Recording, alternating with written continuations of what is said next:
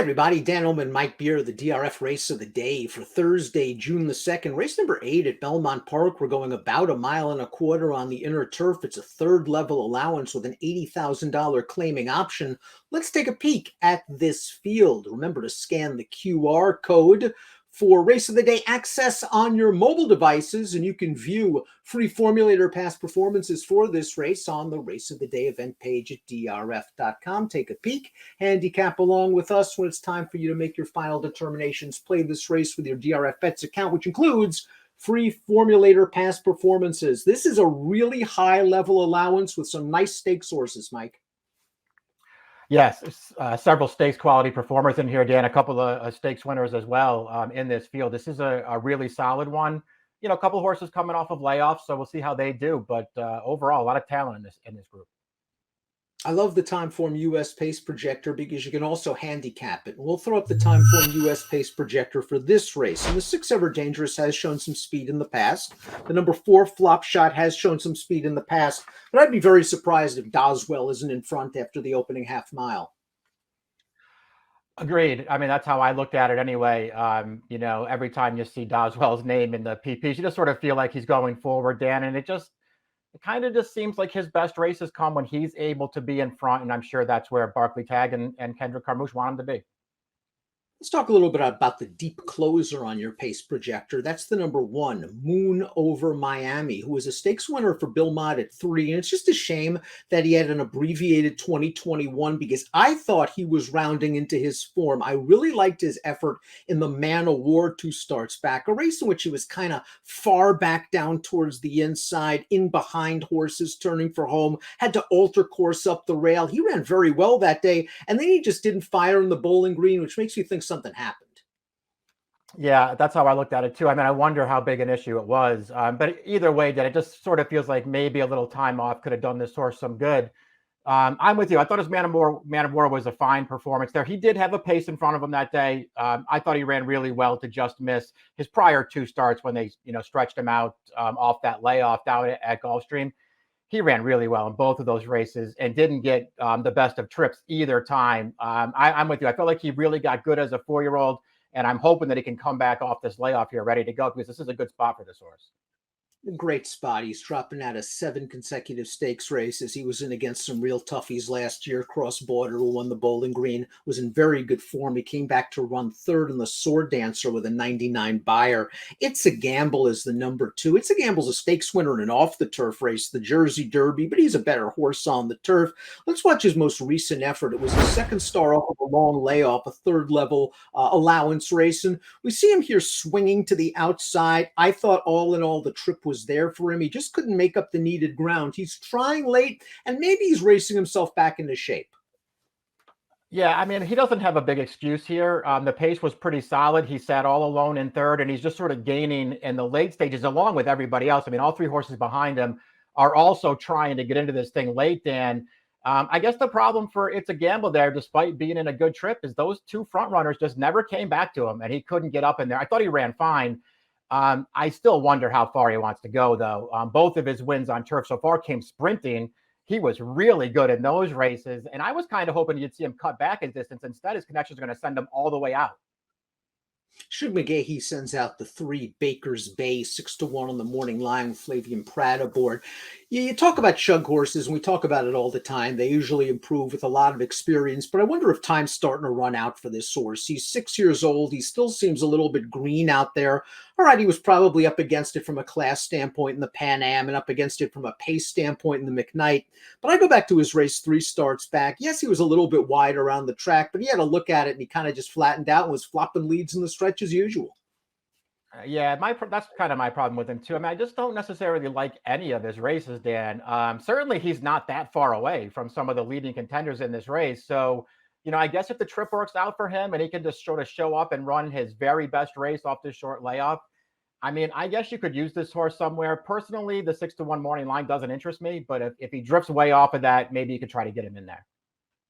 Chad Brown sends out the 4 flop shot. Manny Franco takes the mount. This horse was a group winner overseas in France in 2019. He's had his share of issues getting to the races, and he was more of a nibbler before his most recent race. And I wonder if this race was kind of a breakout performance for him at Aqueduct on April the 14th.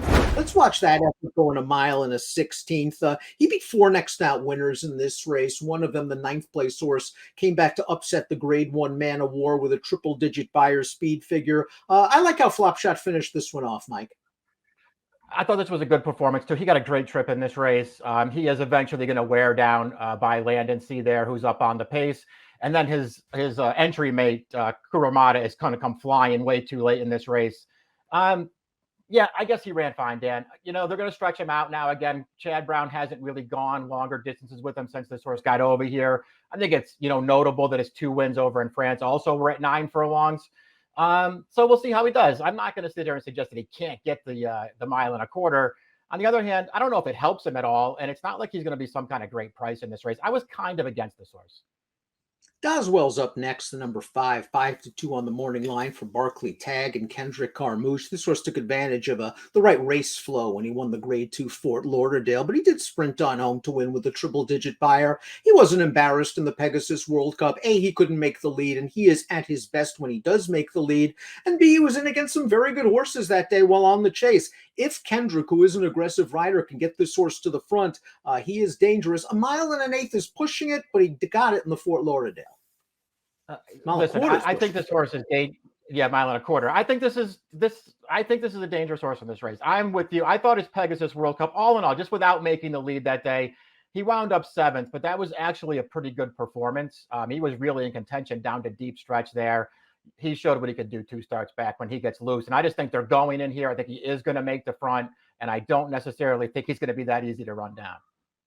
And he's been working right along. He hasn't run since the Pegasus in late January, but he was entered. They scratched him because of a soft turf course. So it does look like he's retained his fitness. Ever Dangerous is up next. He does have the tactical speed to be close to the pace, and he should be fresh. Heck, we haven't seen him since Saratoga, but going a mile and a quarter off a long layoff, that's no easy task. Let's watch his last race, a runner-up effort at on August the 4th. And as you see, he came from way off the pace in this race. Last early, the pace was fast. He came with a good run to finish 2nd behind L'Imperator, who would come back to run 3rd in the graded Bernard Baruch with a 98 Beyer. Yeah, this is an okay performance. The pace was solid in front of him here. The only reason he was so far back off the pace early is because he got bumped from both sides at the start, lost a lot of position there, and Castellano just had to take him back. All in all, I guess he did well to be 2nd, although when you go back and watch that replay, he didn't run the 2nd best race because the horse who wound up 3rd there got in all kinds of trouble and was just coming too late. I don't know, Dan. This horse is, he's okay, and I think he can get the right trip in this race. Is he really good enough, though, to beat this field, assuming everybody else shows up with their good race? I don't know if he is, and I don't love him going this distance off the layoff. I think the 7 Glen County is somewhat appealing at the morning line of 8-1 because he does have some back races that make him competitive with this field. It's just that he really doesn't win very often. He's coming upon a year to his last win, but last time out he ran 3rd in the Fort Marcy. It was a yielding turf course. Maybe he didn't care for it. The Keeneland race 2 starts back was a little bit more disappointing to me. Yeah, I don't know. I sort of took the opposite view of him, Dan. I don't like either of his first 2 starts this year down at Gulfstream when they went back into graded races with him going long. To me, he just didn't run well either time, and I didn't see the excuses. I thought he had an excuse when they dropped him into the allowance race at Keeneland 2 back.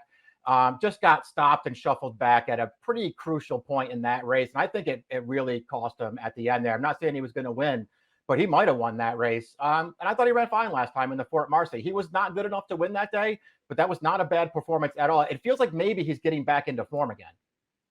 Let's show what Mike's talking about. The Fort Marcy last time out over the yielding turf course at Belmont. And we're going to see him. He's on a hard chase here turning into the stretch. He's going to finish 3rd. But again, I think he gained a lot of fitness out of this race. The question is a mile and a quarter. I mean, they have not been shy running this horse long. I think a mile and a quarter is going to be fine for him, Mike. Yeah, I do too. I mean, this horse has won a race going a mile and a half in the past. So you don't feel like the distance is going to get him beat. Certainly the competition could get him beat because this is a good field. I do think maybe the yielding turf worked against him. You saw him getting a little drifty in the stretch. Firm ground might be better for him. Price Talk is up next. This horse was claimed by a very sharp horseman, Orlando Noda, out of his last race. He's the only one entered in this race for the $80,000 claiming option. Let's watch his most recent performance where he was claimed for 62.5. This is a 1 mile race on the turf, and you see him swinging to the outside. He's going to grind it out to finish third in this race. This is a horse that has run a 99 Beyer speed figure going 1 1/8 miles. It's his third start of the form cycle. Maybe you could argue again, he's a horse racing himself back into shape, and he's bred to get the 1.25 miles. He is third off the layoff now. He's going to, finish, closest at the end here. Then it's another race where everybody was sort of making up ground late after Principled Stand just controlled the pace and didn't stop. He ran okay last time. You mentioned that 99 Beyer from last September. He got a perfect trip that day, but he also really ran, and he also ran right over the top of Flop Shot in the stretch that day, though. So listen, I mean, if he can run a race like that, he could certainly contend here, and maybe you'll get a better price on him this time.